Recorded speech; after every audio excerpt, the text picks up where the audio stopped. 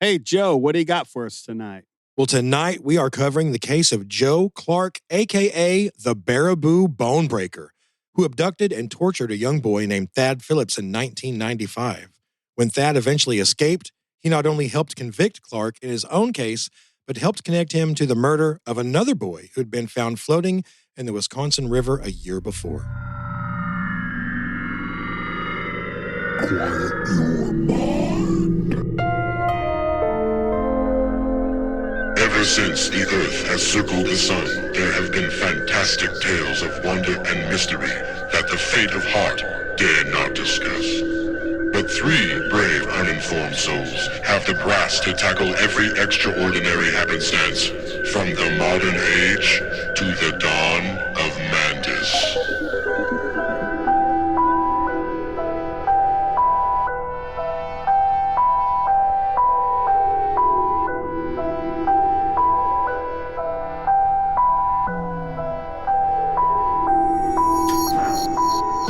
Welcome to Dawn of Mantis, true crime, mysteries, and more. Ivan with Joe and Sam. Hey, Joe, you said you got a fun one cooked up for us.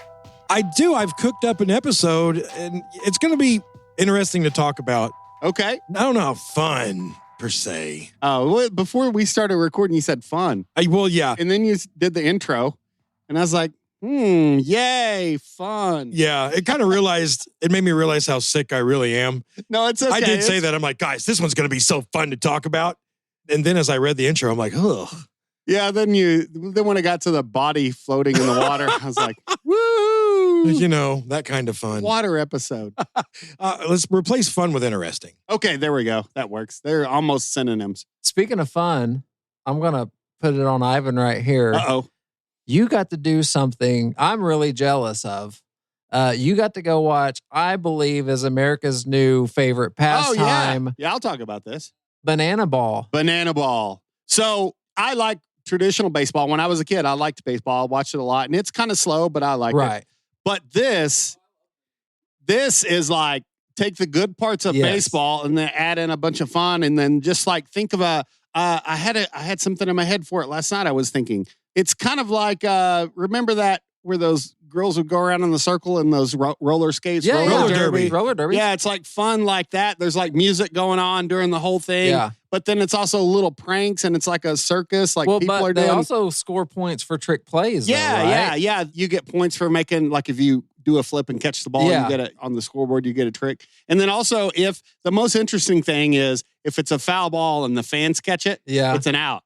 Oh, really? I didn't realize that. So I think it's really cool that it's got so big now. Sure. It's on ESPN and you can actually watch a lot of the games. You know, mostly for the Savannah Bananas. Sure, exactly. But you got to see the party animals, which it's basically another Savannah Bananas team. It is. I guess they all just play each other. There's not too many teams, I don't think. I thought it was going to be like Harlem Globetrotters. It wasn't that. It doesn't seem like it to me where they always played like the average Joes or something. Right, you know. It seems like they were both kind of trying and they were both kind of good. And the pitcher might do a cartwheel and then pitch the ball, but it's really, they call it balls and strikes, and they're really trying to get a hold of these and knock them out of the park, which that brings in what I say is the best part about baseball, the awesome pitching, awesome hitting, and also, trying to get double plays and stuff. Another thing that's interesting, a big switch on the rule change is ball 4 is no longer boring where they just get to run to the base. Right. It is actually, they can take as many bases as they want, but every player on the defense has to touch the ball. So the player keeps running until every defensive player has touched the ball. So they just flip it to each other. And if they make it to second, they do. Like if they were to drop the ball or something, it didn't happen. It's a low percentage. Right. But, they could technically get a home run on a ball. That's crazy. If someone, shanked it or something. It's almost more of a penalty for the defense. It is for sure. It just gives the offense a chance. Yeah. Had like a announcer that was great. He would just like run around on the dugouts, get people involved. Yeah. Then they had some stuff like the newlyweds versus the old married couple where they brought these couples up. And they had them like kiss each other, and the crowd could cheer who is the best. That's funny. And then it's actually a newlywed. It was like a 11-year and then like a 40-year. Oh, wow. And the 40-year couple went after it. Yeah. Yeah, they really did. And the whole crowd. Yeah, it's so much to where the guy had to go over and be like, oh, it's a family event here. They've had a lot of practice. Yeah. Oh yeah, they definitely have. And he even like dipped her and did the big dip kiss. And yeah, baby. No one fell and broke a hip. It was amazing. Man, it's a ton of fun. If you don't like baseball, still go. If you like baseball, totally. Still go. It's just fun for everybody. I'm not even, the older I get, the more I kind of get out of sports, but I had just a ton of fun. There's a lot of stuff going on. One guy went behind the stadium, Bomb Stadium. They packed that arena, by the way. Yeah. It was sold out. Oh, yeah. He rode a little like tricycle and ramped it, and they were playing the Jackass music. And he ramped it in the mud hole behind there. And then he came in, ran in. They had some guys with those big giant inflatable balls, and they hit him and they knocked him down and stuff. But he went to the mound, dried off his hands, and he pitched the inning. Oh my God. Yeah, he was soaking wet. Yeah. A few of his first few pitches like flew way off errant because the guy was like, he saw water on his arm, or whatever. But it was really cool. I mean, great environment, great event. I like it. And they have like a charity thing they do too. So for foster families, which is amazing. It's a neat event. They did Friday and Saturday, right? They did, yeah. And I think they sold both. Oh, yeah, I'm sure. That's a big stadium. Who were they playing against? The Texas Tailgaters. Okay. If you've never heard of Banana Ball, check it out. Check it out. If you have Disney Plus, ESPN, you can rewatch the games too. You can, there. Yeah. And if you want to go live, I think the season starts in February. If there were a sport that Donna Manis could get behind, it is Banana Ball. I do because there's believe. no fits. There's no like, if you want to berate the ref or the umpire for a call, that's fine. And you know what? They actually call things neat too. Before they call a strike, they might do a flip or something. Yeah, they do. So, I mean, it's just like, it's all the positive that sports should be. It's not taken too seriously. Like, oh, I'm an all-star. Who cares? Just have fun. And so it's a game. Games should be fun. And this brought the fun back to the game. So entertaining. Go check it out.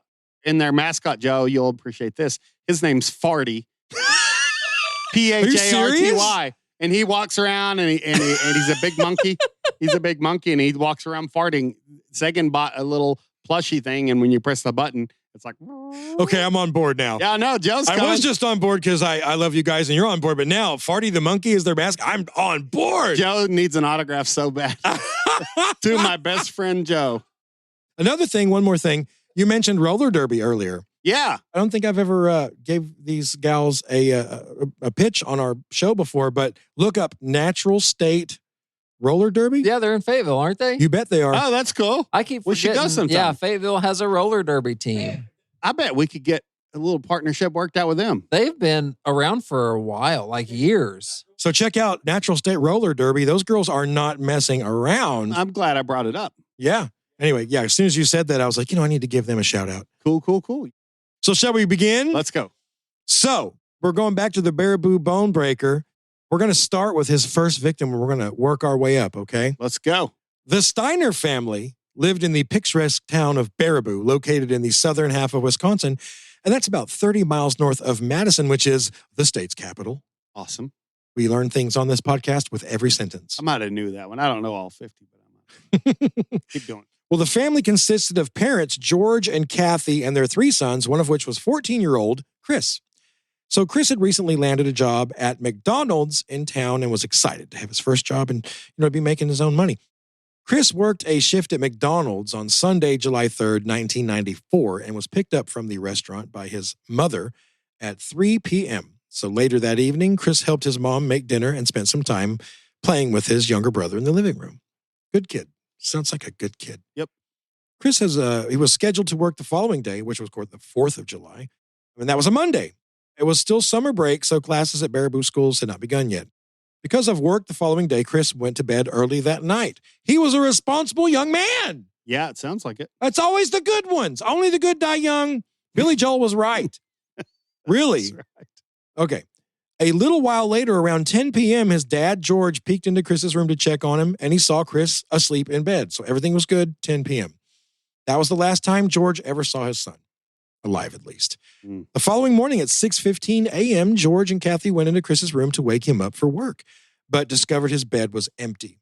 They quickly searched their entire house, but found no trace of their son. They did find a few concerning things, though. So, 2 downstairs exterior doors were unlocked. The Steiners never left their doors unlocked, so they thought that was weird. After the unlocked doors, they noticed one of the screens to a window in their oldest son's downstairs bedroom had been cut. That son had not been there that night. He was over at a friend's, so that room was empty. The window had been deliberately left open the previous day because it was a cool night. You know, like we often do that. A lot of people often do that on a nice spring or fall night when the air is cool outside. You leave some windows open, right? I mean, if you're in a good neighborhood, I guess. Yeah. So the fact that the window was open was not suspicious, but the cut screen was. Outside that window in the dirt was a shoe impression larger than Chris's size, and a few dusty prints were discovered in the bedroom. And it was at this point that George and Kathy decided to call the police. Yeah. An officer arrived a few minutes later and, after taking the report, assured the Steiners that their son had probably just snuck out the previous night with some friends.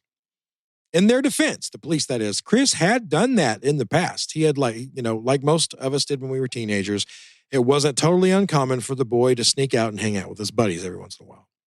Sure. I've told this story before, but I remember when I had plans. How does that explain the footprints in the house, though? It doesn't. So let's just move past that. I mean, maybe it's like, oh, I forgot my keys or I forgot my wallet. Your son obviously put on shoes that were too big for him and made footprints around in the house on purpose and then snuck out. Yeah. Or maybe it's like the friend came over to get him, you know? Yeah. Oh, there we go. But went to the wrong window. Yeah, listen, man, instead of using the front door, cut the screen like a good friend would do. Yeah, don't use the front door. Just cut the screen in my brother's room. Come in through that way. They're just being hopeful. I'm sorry. They're just being hopeful. Hey, listen, in their defense, when I was a teenaged boy, okay? You cut your screen and left? I didn't cut my screen, but I removed it from the window. And I would, let's just say this. When I was a young boy, okay, when I was a teenaged boy, I did not engage. When I was a young boy. I've been thinking it ever since the first time he said it. When I was a teenage boy. I did not smoke. I did not drink. I did not partake in any sort of drugs. I didn't smoke weed. I was as clean as a whistle, okay? But I liked the ladies, okay? All right? When I'm 16, 17 years old, 18, I liked the ladies, okay? And so I didn't have any addictions that were bad or anything like that. But if there ever was a girl just, depressed enough about herself and maybe with dad issues or whatever it was to lower herself to the level of sleeping around with old Joe here, I'd bring her back. So that reminded me of, there were several nights where I'd go out and pick up a girl and sneak her back to my house through my bedroom window in the back. Because my bedroom was at the complete opposite corner of the house that my parents slept in. Plus, I was raised by my grandparents, so they were both in their 70s. They slept real hard. They couldn't hear well. Well, don't laugh. I mean, it's the truth. God love them. Especially when you took the batteries out of their hearing aids. No, I didn't get that diabolical. But I would sneak a young lady to my room, and we would whatever, and then I'd sneak her out. Or there was one time where I literally snuck a girl in. We did whatever. It'd be nice to use the front door, Joe. Yeah. No, you got to crawl out through the window into the elephant ears in my mom's back garden. That's the way it is. What girls are you with that are okay with just climbing in and out of windows? Like I said, if you found the right ones that were just depressed enough or had low enough self-esteem or daddy issues. Well, I don't think you said any of that part. They don't mind doing it. I mean, come on. You might have some listeners that climbed in through a window, Joe. Yeah, that's true. 4174 Mantis. What did he say about me? So there was one gal climbed in the window. We did whatever. She climbed out the window because she was supposed to, this was a Saturday night, and she was supposed to go to church with us the next morning. So she climbed back out the window that morning. I went out, drove my car down, and, she got in, and we just waited a little bit, and I drove back as if I had picked her up for church, But no, we'd done ungodly things all night in that room. Little did they know. And then you're going to church. And then we went to church. 5 Hail Marys. Confess to me your sins, my son. I mean, that's what everyone's going for. And then as well, I snuck a girl in and slept with her all night and then brought her here. And the priest is like, that sounds hot. That's the 5th time he's dropped that Bible. That's one for the confessional. I know you didn't go to that type of church, but forgive me, Father, for I just sinned. So I just want to say, I said that whole story to say sometimes people use the bedroom window instead of the front door. All right? Sometimes that happens, and it's not nefarious. If you didn't believe it, now you better believe it. That was an argumentative essay. Oh, and I was going to say, too, when I had things planned, I'd park my old 74 Ranchero at the very end of the driveway. I'd sneak out my bedroom window where I could push it out, because as soon as you pushed out of our driveway, the dirt road dipped down suddenly into a holler. Sure. So I knew if I pushed it 20 feet, and a 74 Ranchero is a big old car, and my little 140-pound 16-year-old ass could barely push it down, but I would coast down to the bottom of the holler, pump the gas 3 times, start it, put on the Jim Blossoms, and I'm coming, baby. I'm coming to get you. I wish at least one time your grandma just happened to be, or your mom just happened to be up and she looked out and she was like, Joe's car's rolling away. I am not kidding. I had a toggle switch on my dash that would shut off the brake lights. I could flip a switch on my dash, baby, and you could hit the brakes, but the brake lights would not come on. You're like a redneck 007.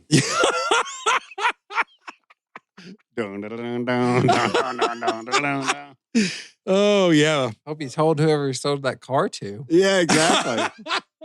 Good times. And it all comes down to the fact that after years of therapy, I realized I wasn't a horn dog. I just had such a low opinion of myself. I could only find self-worth in the rare times that a girl would show interest in me. Golly. Isn't that sad? That's deep. It took lots of therapy sessions and lots of money to realize that. Yeah. That was the only self-worth I could find in myself, was if I could get some gal to like me, and that way I would feel like maybe I'm worth something. And then I wasn't just like some horny devil just out like, who's the next victim or whatever. It went way deeper than that. So anyway, therapy's good. Therapy's good. Yeah, therapy. Definitely. So the cops, back to this is what started that all. They were like, maybe he just snuck out the window. So anyway, they were like, you know what? He'll just probably show back up anytime. Don't be alarmed. Okay. And that's how most of that day, which remember was the 4th of July, 1994, the rest of the day went with George and Kathy kind of calling around. They verified that Chris was not at McDonald's, and they called his friends' houses, just the places that he may have been. They just verified that he wasn't there. And then they kept staring out the window, hoping he would show up. Okay. All right. That night, they sat on their front porch till dawn, watching every passing car, hoping that one would pull in and Chris would hop out, or he would come walking up the driveway, Over the following days, the Steiners posted and handed out flyers bearing their son's name and information. Baraboo had a population of about 11,500 people at that time, so it was relatively small. It didn't take a lot to saturate the town with flyers and get Chris's face out there.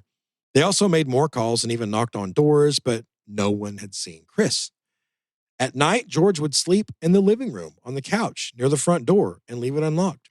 Chris did not have a key to the house, and George could not stand the thought of his son finally coming home and being locked out. So that's really sweet. Yeah. Really. Yeah. I mean, like, I just think about I've been out in public with my kids before, and I know everybody that has kids has done this. Have you ever lost sight of them for even if it's 5 seconds? Sure. Yeah. And your heart starts to race. Yeah. And you're scanning around the room, and you're like, imagine that just not ever ending. Yeah. A couple of days after the disappearance, there was a glimmer of hope when Sauk County Sheriff Butch Steinhurst, which is weird, Steinhurst, but anyway, received a report that someone had seen Chris near the local Quick Trip gas station on July 4th, and another report that he'd been seen at the Kmart the following day, July 5th. However, these reports were unconfirmed and never led to anything credible. Yeah. Then, Sunday, July 10th, 6 days after Chris disappeared, the body of a young man was found snagged on some branches in the Wisconsin River. It was fairly decomposed, but authorities now feared that it was the body of Chris Steiner.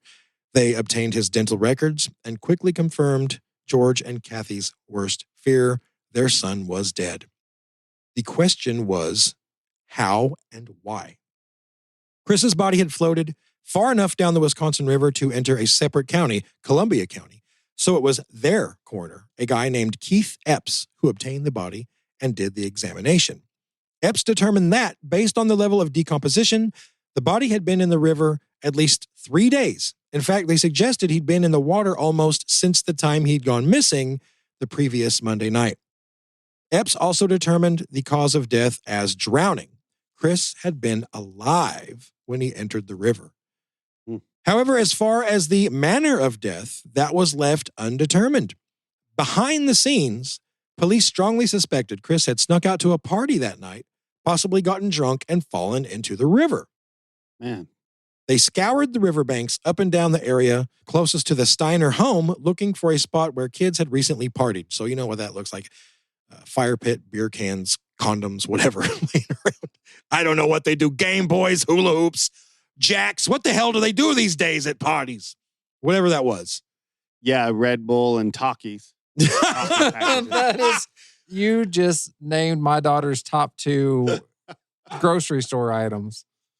I like Takis. I don't do Dad, the Red will Bulls. you pick me up some Takis and Red Bull whenever you're at the grocery store? What flavor Takis? Them stupid blue ones. Okay, well, oh, wow.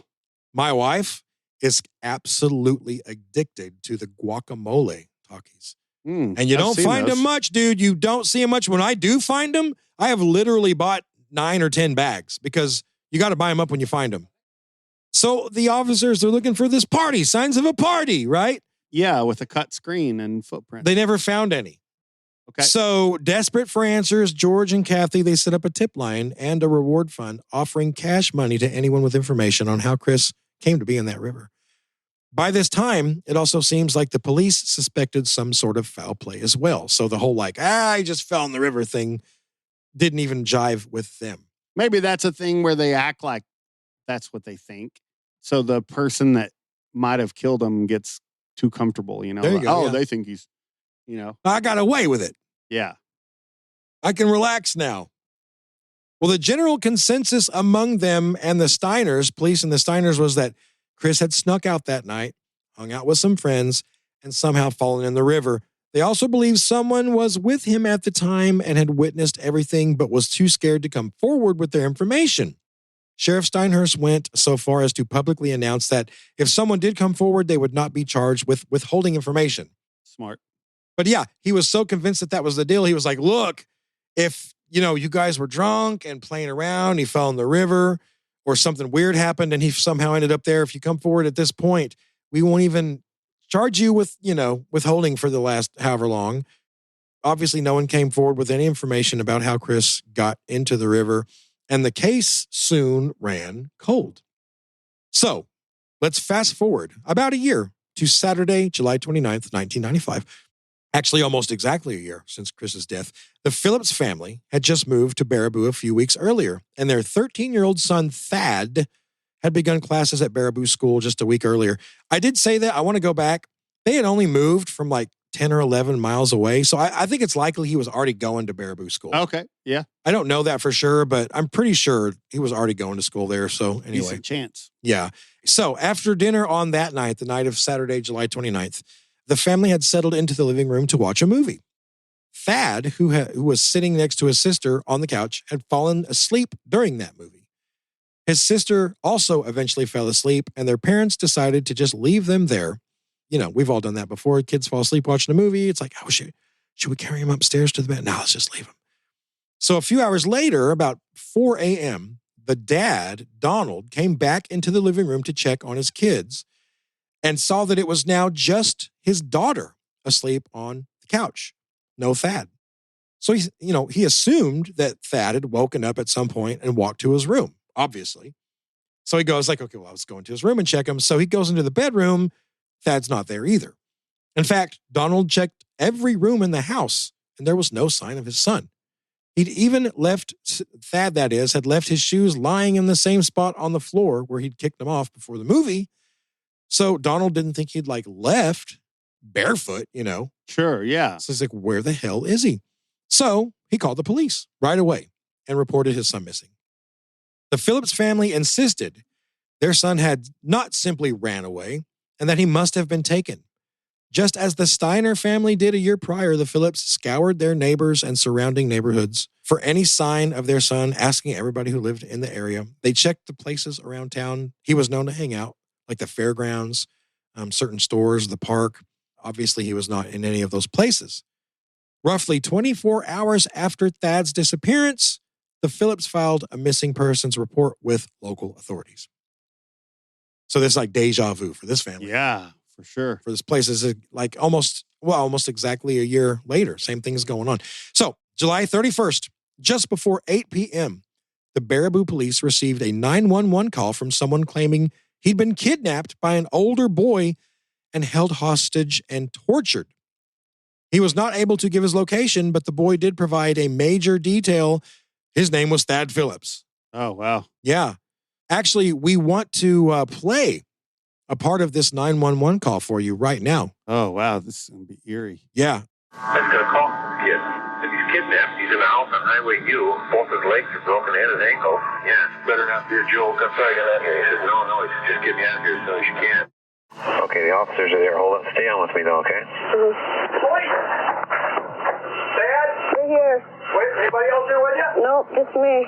So, yeah. Yeah. Sounds like he knew where he said Highway U. Yep, they traced it. They traced it. Okay. He was able to stay on the phone long enough for them to trace it, and they got there.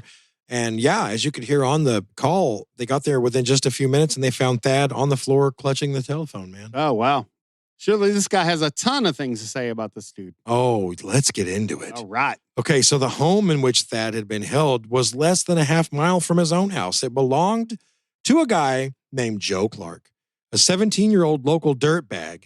I'm just a teeny dirtbag, I was thinking baby. that. Weedus. Who police already were very well aware of. While Thad was rushed to the hospital to save his life from the host of severe injuries that we'll get to in a minute, the police set about looking for this piece of shit named Joe Clark. And I don't bring that out often, but this guy's a piece of shit. Yeah. Obviously. I think he's a big jerk. Oh, just wait till you hear what he did. Oh, yeah, I didn't hear that part. Like we stated earlier, Clark was a local dirtbag and was already well known to police. And because of this, they automatically knew what he looked like and the piece of shit car he drove. And I don't know what kind of car it was, but I just don't like him. So I just put that it was a piece of shit car. Was he a suspect in that other thing or not? Or not really? So his name came up just because he was just a piece of shit in the neighborhood, but they never really tied anything to it. It's in a file folder labeled POS. Piece of shit. Here's all our POS leads. I wonder if police have that, like just all local police in this little file. Well, here's every piece of shit in town. Well, I bet some police would call it that. Once you start going through the commonalities of yeah. I guarantee that. Okay. That's not far off at all. POS file. There's like 17 names in there. POS file. New guy's like, is that an official term? It's like, well, pretty official. While several officers combed the town of Baraboo for said piece of shit car, 2 unmarked units parked outside the street from the house where Thad had been held to stake it out. And sure enough, just before midnight, about 4 hours after Thad's harrowing 911 call and discovery, Clark pulled up to his house. The officers rushed in to make an arrest, and he was taken without incident. When accused of abducting and assaulting Thad, Clark feigned, he didn't feign ignorance. He is pretty ignorant. He's an ignorant piece of shit. Yeah. But he what did feigned. He say for himself. Well, let me give you a hint. You can say it's one of the most classic, like when confronted, hey, did you do this? What is one of the classic excuses that someone tries to use to get out of any responsibility of it? There's somebody else involved. I don't know. No, it's the old, I blacked out. Oh, he blacked out. He blacked out and kidnapped somebody? Yeah. I don't remember any of that. I blacked out. Yeah. That's what he said. I don't know anything about that. His exact words were, and I quote, I didn't abduct him. I just brought him over to hang out, and then I blinked out for a while. He said blinked out because he's a piece of shit. You know what's never happened, though? It's never been where, like, someone comes to give someone an award for doing something awesome, like saving somebody's life. And they're like, oh, thanks, but I can't accept that award because I blacked out. I don't remember. And saved them. So that wouldn't be right. I don't remember pulling that young lady from the burning car. I blacked out. So that means it's not true. You only black out during bad things. Yeah, like if you're a victim of something. Right. Yeah. So yeah, he said he blacked out, and then continuing his own words, Joe Clark, he said, when I came to, Thad was laying on the floor, belly aching about his legs hurting. Okay? Clark went on to say he realized Thad's injuries were pretty bad and he knew he'd probably die from them, but of course, he didn't do anything to prevent that. Sure.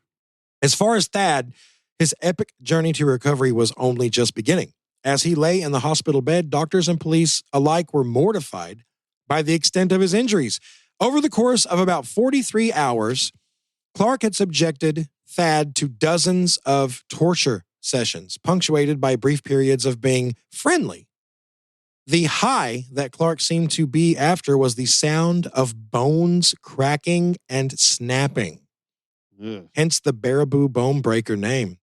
So after straddling Thad and grabbing his foot with both hands and twisting it until it was facing the opposite direction, Ugh. Clark would place Thad on the couch and talk to him as if they were just two buddies hanging out while watching TV. Then Clark would throw Thad back on the floor and stomp his torso until his ribs cracked. Then Clark would spend more time seemingly trying to patch up some of the injuries, like putting several pairs of socks around Thad's shattered ankles. Then he'd force him to stand up and try to walk on his busted legs. He'd also punch, kick, and choke Thad between bone-breaking sessions. This process repeated over and over and over until Thad was riddled with fractures and broken bones. Wow. Here's a few of the injuries. Multiple breaks and fractures in both legs, including his femur, tibias, patella, knees, and ankles. Also, like I said, he'd sustained multiple broken and fractured ribs, as well as chest trauma from Clark stomping on him. Thad was also suffering from severe internal bleeding at the time of his discovery. So severe, in fact, that doctors said he would not have lived another 2 hours. He had internal bleeding in like 4 to 6 different spots. Wow. It took Thad months to recuperate and several surgeries to place pins and rods into his obliterated legs. The tale Thad told police was right out of a horror film. The abduction had occurred while he was asleep on the couch. Remember, he was just asleep on the couch by his sister after watching a movie. Crazy. He woke up to someone carrying him through his house. But he said his dad would do that a lot. Like he'd fall asleep wherever in the house, and his dad would pick him up and carry him to his room. Oh, that's creepy. So in his half-asleep state, he at first was not alarmed, right? And then he hears the front door open, and then he feels the cool night air, and he's like, Dad's carrying me outside, right? And then he looks up and realizes, this ain't Dad. Yeah. Carrying me. At that point, Clark put Thad down and told him to follow him to his house. He's like, hey, you follow me to my house. Now, he gets some shit from some people about the following details. Wait. People are mad that he did it? Some people are like, why'd you follow him? You brought this on yourself. Because those people have been in that same situation and they know exactly what they would do. They just know. Exactly. That's what I'm saying. You weren't there. We don't know. Who knows, man? Don't judge. Yeah. I've noticed there's a lot of people online that are smarter than just everyone. That's where they all go. All the smart people are online. Hey, Jerry, your break's over. Get back here and flip these whoppers. Mm-hmm. Quit saving the world. Just a second. I'm about to solve the Ukraine-Russia crisis. Hold on. Here it is. Click, click, click, click. Okay, let me get to those burgers. Well, I think they should stop fighting. Send. Okay, we'll just see if that works. So yeah, this kid, this 13-year-old boy is carried outside. He gets sat down by this other kid that he realizes this ain't my dad. Who the hell is this? So Clark sets the boy down and he's like, listen, I'm having some people come over to my house tonight and I want you to come over there with me. I just live right over there. I live real close. And Clark even named off a few of the people that were coming out, and Thad said he knew a few of those people. So just imagine Jim Jennings and Susie Franks or whatever. Oh, I know those kids. They're coming to your house. I don't know. I wasn't there. I've never been carried out of my house mid-sleep by a stranger and sat down in the yard. So I can't tell you how to react. No. However it was, he let his guard down. He follows Joe to his house.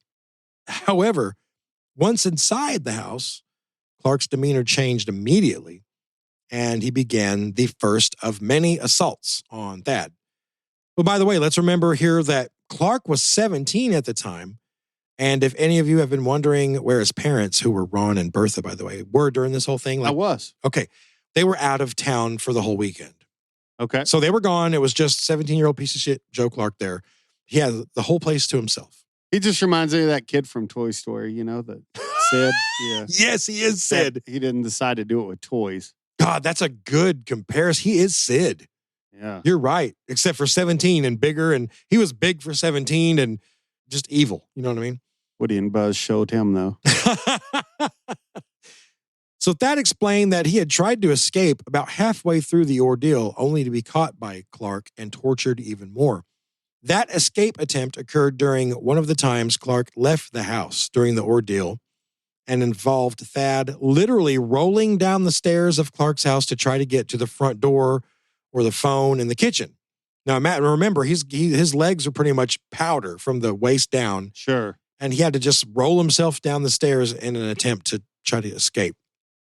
By the way, the injuries that he had in his legs when the doctors x-rayed them, they said it looked like they were comparable to as if he had been in like a high-speed vehicle crash. I was thinking that earlier. Yeah. It would be something. That would be the only way they'd ever seen that before, I would imagine. Yeah, they said they were very similar. So every tiny movement was agonizing. So much so, like you can look up interviews with this guy on YouTube after the fact. He said he would pass out after moving just a few feet. He couldn't handle it. He described how just getting out of Clark's bedroom at the top of the stairs had taken hours because he would pass out mid-crawl. Then he'd wake up, crawl a few more feet, pass out again. After that failed attempt, Clark locked Thad in his bedroom closet before heading out of the house that next time. So imagine Thad's in the closet, the dark, swollen, riddled fractures bleeding severely internally. Thad felt around in the dark until his fingers came across an old electric guitar. Now, we all know those are like solid wooden body, pretty hard. Sure. He used that to bash the closet door open. Wow. And then over the next few hours, repeated the agonizing process of crawling and passing out until he had again reached the top of the stairs. After throwing himself to the bottom of the stairs again for a second time, Thad managed to crawl to the kitchen where a telephone hung on the wall. Now, this is for us 90s guys. Sure. Remember back then, there was a receiver that hung on the wall with we've talked about it before, a really long cord. Yeah. So he was able to grab that really long cord that hung down, jiggle it, the phone came down. And then you also got to think also, holy hell, are the buttons on the receiver? Sometimes they were on the part that you held and talked into, or were they up there on the wall on the base? Sure. In this case, they were, thank God for Thad, they were down on the receiver. Oh, yeah. Oh, wow. Obviously, that's why that's the his only. life. Yes, He looked out on that. I'm telling you, man. Most of the time with those, they were not. Yes. So the difference of him living and dying, I thoroughly believe, was the buttons being on the receiver and not up on the base, mounted up on the wall. So yeah, he makes the 911 call that we heard earlier. As far as how Thad wound up on Joe Clark's radar, you know, like how Joe knew this freaking kid was in this house to go kidnap. Most stories on this will tell you the Phillips family were new to Baraboo, so they didn't know anyone in the area, and the Clark and Phillips families were completely unknown to each other. However, and I mentioned this earlier, they'd only moved from 10 or 11 miles away. I'm pretty sure Thad knew everybody. I think he went to that school already, you know, so he wasn't like a stranger. It's almost certain that Joe Clark and Thad's older brother knew each other and possibly were even friends. Even if it was just like on a casual basis. Sure. So that is most likely how Joe Clark became aware that 13-year-old Thad lived there. Also, I do want to say, after I typed these notes, I read an account that Thad often played like catch with his dad out in the yard and played out in the yard a lot. Okay. So it's very likely, too, that Joe Clark just saw this kid in the yard Sure. many times and was, okay, well, that kid lives there. Yeah. So Thad's story certainly was incredible, but there was a specific detail that piqued detectives' interest. Because remember, we got to tie this back to Chris Steiner a year earlier. That first night, during one of these short-lived reprieves from the torture, Clark sat Thad down and explained to him that he was performing this torture because he enjoyed hearing bones break. And then he made another disturbing revelation. Clark told Thad, hey, you're not the first kid I've done this to. He rattled off 2 names of other victims. Oh. Unfortunately, Thad could only remember part of one of those names. He was positive the first name was Chris and could only remember the last name began with an S. Thad's father brought a phone book to his hospital room, and the pair began reading through every S name until they reached Steiner. That was it, Thad said. Chris Steiner. Hearing this, The police had Chris Steiner's body exhumed and x-rayed, and wouldn't you know it, he had drowned, of course. That was his manner of death, but, they initially did not x-ray his body. His legs had the identical injuries that Thad had sustained. All the same breaks. In relation to Thad Phillips, Joe Clark was charged with attempted murder, physical abuse of a child, causing mental harm to a child, and child enticement. I don't know why they didn't charge him with kidnapping, but they didn't. They got him with other stuff. Maybe because all the rest were worse. Maybe so, yeah. Yeah. In relation to the death of Chris Steiner, Columbia County charged Clark with first-degree murder.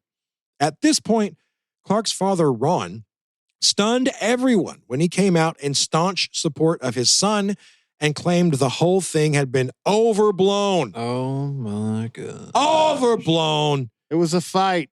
They were fighting. Oh, that's so funny you said that. That's what he said. I know. I knew this where he'd have to Okay. go. What else could he say? This is the exact quote. And this, I want you to know, Ivan nailed this. This is the exact quote from Ron. And I quote, "This is just the case of two kids who got into a fight." Talking about the first, Chris, the first boy. Yes. Or shit, I don't know. He may have been talking. No, I think he was actually talking about Thad. Yeah. Yeah, I think he was talking about Thad. Wait. So yeah, he was in defense of this most recent case. Yeah. So listen to this.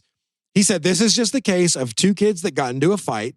Ron claimed the police were just using this big misunderstanding with Thad to prosecute Joe Clark for the Chris Steiner murder, which he had nothing to do with, according to the dad." So yes, the dad was like, these two boys just got into a fight. In the middle of the night when that one kid was in his house sleeping in the living room all by himself. It happens sometimes. And one boy didn't sustain any injuries and the other one got 37 broken bones. So the dad's just like, they just got into a fight, a 43-hour-long fight in my son's room where he broke every bone in this kid's body. And they're just using that big misunderstanding to go after this other kid who has the same injuries, 17-year-old versus an 11-year-old. Right, exactly. 13, but yeah, he was 13. But even at 13, this kid was tiny. He was a scrawny little, he looked 11. He was little. Of the two trials, one involving Chris, one Thad, it was decided that the trial involving Thad Phillips would occur first, but it took about a year to even begin. This kid's not through his trauma yet. This poor kid who had all those broken bones and everything, it's not done. Okay? Are you ready? Yeah. Firstly, because the star witness, which was Thad, already mentioned he had to go 6 or 7 months of rehab, all these surgeries. Secondly, Joe Clark's defense kept pulling stall tactics. Isn't it possible? Sure. That bullshit. Sure. That kept, postponing the trial and they kept changing their pleas. Finally, Joe Clark landed on not guilty by mental defect, which was pretty good because he just looks stupid. He just looks like a big, stupid head. So I'm sorry to be so hateful, but. Yeah, watch your language. I just want to know the sentence. That's what I want to know. When Clark's trial was finally set to begin, another incident would occur that would further delay the trial. Okay. In mid-October of 1996, a guy named, and here we go again with the last names, Huebsch. Huebsch. Yeah. It's like that doesn't even go together. I'm sorry if your last name is Huebsch. But what the hell is that? Sounds like you just parked a semi. It's the air brakes, baby. Michael Huebsch. He went up and knocked on Thad Phillips' door. And when Thad answered, he knew this Michael kid who was a really good friend of Joe Clark's. So when Thad saw him, he turned to run and Michael Huebsch pulled up a rifle and shot Thad twice in the back. Wait, what? Yes, sir. Right before the trial, a friend of Joe Clark's knocked on the door and shot the star witness twice in the back as he ran away. And he's still 13? He's 14 maybe by now. What on earth? Yeah, man. Crazy, right? So once again, Thad had to spend time, and he lived, by the way. He spent time in the hospital to recuperate. What a terrible. I'm telling you, man. By the way, Michael, this Huebsch guy, was arrested and charged for shooting Thad, but I couldn't find specific charges on the guy. But anyway. He might have gotten more than the other guy. Just because it's not so elaborate, you can't do insanity. True. When the trial finally began, Clark's defense jumped on the mental defects, right? They wanted to try to soften. Oh, yeah. Right. Yeah. So they pointed out that he had been adopted by the Clarks, his mom and dad, as a baby from a drug-addicted mother who had admitted to shooting up while pregnant with him. They also blamed much of his behavior on a motorcycle accident he'd had in 1993, in which he had sustained a severe head injury. The defense said there was a noticeable change in Clark's behavior patterns following the incident, and he became violent. Now, to their defense, that does happen. Like, we do know many cases in which someone had a severe head injury. Whatever the case was, we did a story on the railroad guy that had that iron bar go through his head and basically took out his frontal lobe. He turned into a totally different dude after that. Like, it does happen. Sam Kinison, he was a preacher.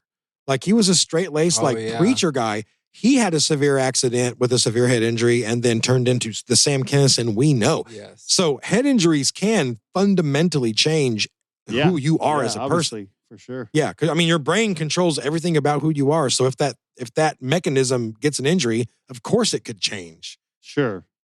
The prosecution had also dug into Joe Clark's past and found several instances of violent behavior way before that motorcycle accident. One example happened a year before when he was then 14. He became angry at one of his teachers, went home and called them from his house at their house and threatened to kill them. Oh, before the motorcycle like a year before the motorcycle wreck. There were also countless instances within the school record of Clark bullying other children and constantly getting in trouble. More pre-trauma. But the meat and potatoes of the prosecution's entire case was the damning testimony of Thad Phillips, who bravely took the stand after having 37 bones broken and being shot twice. Yeah, this is probably I'm sure it's hard for him, but if he really was thinking about it and be like, well, this is the easiest thing. Yeah. There's interviews with him later on as a grown-up, and he was like, I was going to testify against this sumbitch. Yeah, good. If I had to crawl to the stand. Yeah. So he got up on the stand, stared down his tormentor, and methodically recounted the entire agonizing 43-hour ordeal Clark had put him through. Yeah, man. Joe Clark eventually took a no-contest plea and was found guilty of attempted murder and a host of other charges in relation to Thad Phillips. He was also found guilty of first-degree murder in the case of Chris Steiner. The combined sentences equaled life plus 50 years in prison. So life. I know. We've went off on that before. 14 life sentences plus 237 years, bitch. It's like, well, okay, but... I think the ruling should be life, and we hope you live for a long time. Then it's the gavel. Yeah. Well, Thad Phillips is now 43 with a wife and kids of his own. But the scars still run deep, both mentally and physically. Even 30 years later, he still walks with a limp.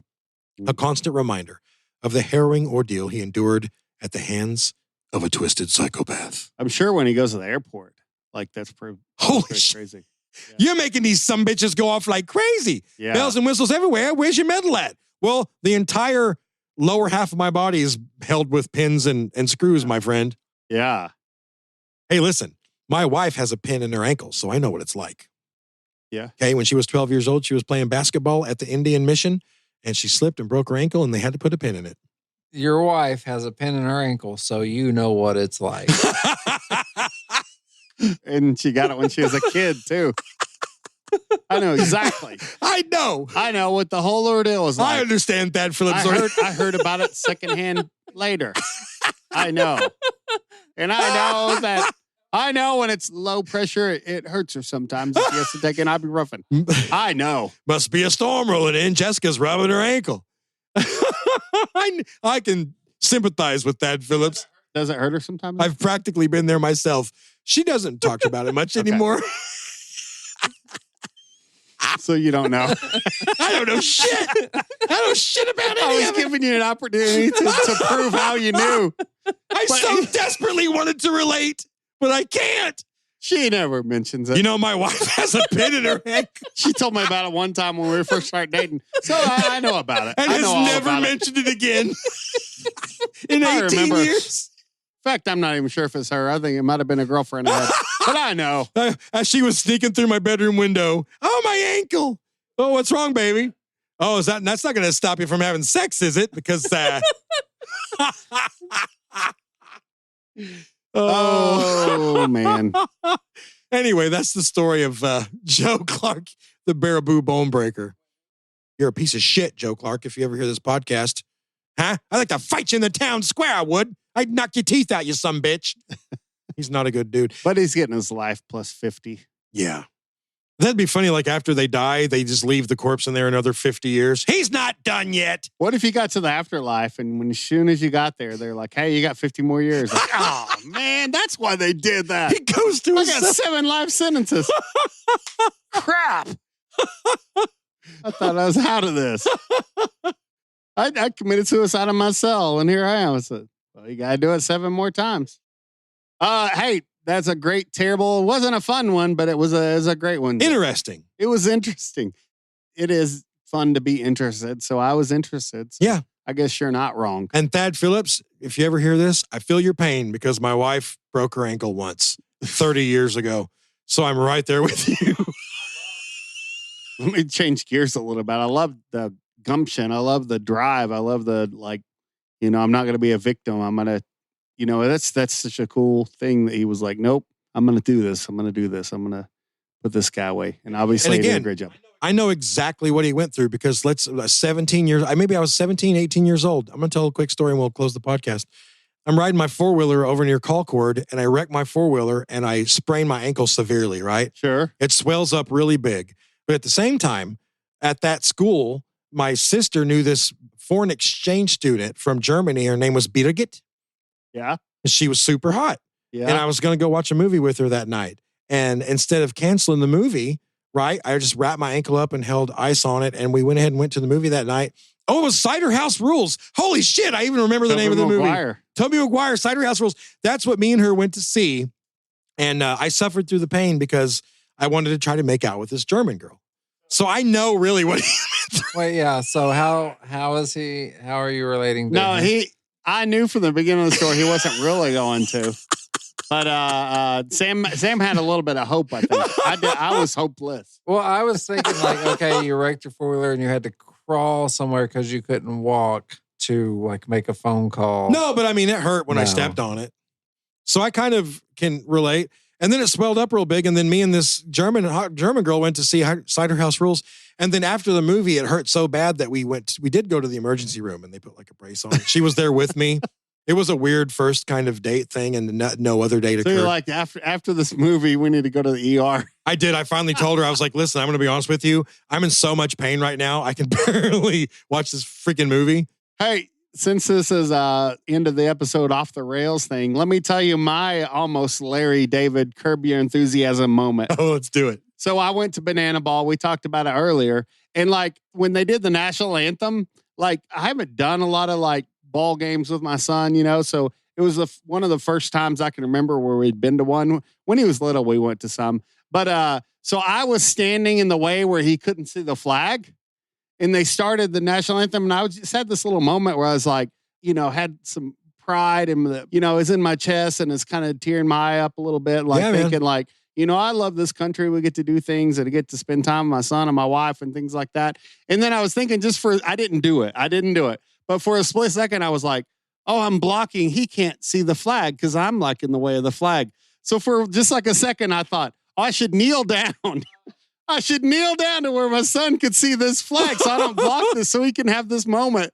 And then I was just thinking if that would be like Larry David, that show, the camera would be on me and it would be everyone's booing and stuff. He took the knee. I'm doing this for my son. He took the knee, that son of a bitch. I'm trying to be patriotic. Well, no, but they see you kneeling and then going, I'm doing this for my son. Yeah. They're he's trying to teach his son to kneel at the flag. Yeah, exactly. We don't bow the American flag. All it represents is oppression. I just see that being the end of the episode, and it's people are throwing stuff, and then the song comes. Da, da, da, da, da, da. I don't know. I just had that thought during the national anthem, but it really was kind of a moving experience. It was a great Saturday night and a great environment, and just thinking of that, Local podcaster takes knee during national anthem. I'm so glad I didn't. Yeah. But anyway, hey, that's a great, terrible episode, Joe. Thanks, man. Baraboo Bone Breaker. You, the audience, I hope you enjoyed that. And, we will catch you on the flip flop. Good night.